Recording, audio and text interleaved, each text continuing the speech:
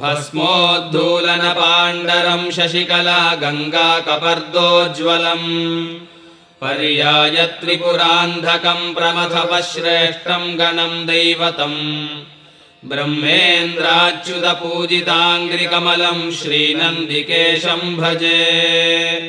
श्रीनन्दिकेश्वरं ध्यायामि आवाहयामि।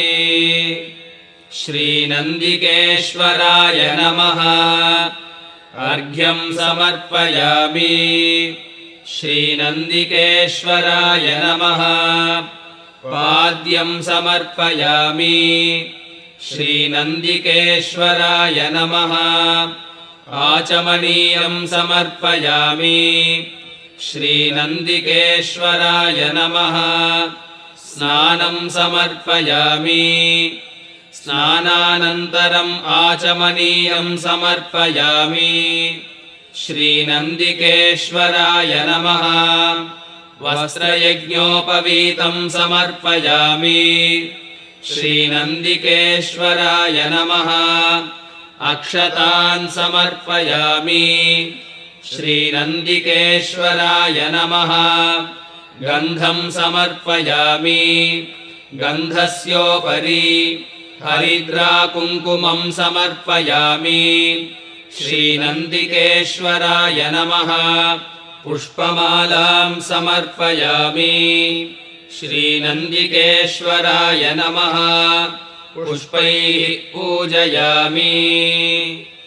ॐ नन्दिकेशाय नमः। ॐ ब्रह्मरूपिणे नमः। ॐ शिवध्यानाय नमः। ॐ परायणाय नमः। ॐ तीक्ष्णशृङ्गाय नमः। ॐ वेदभागाय नमः। ॐ विरूपाय नमः।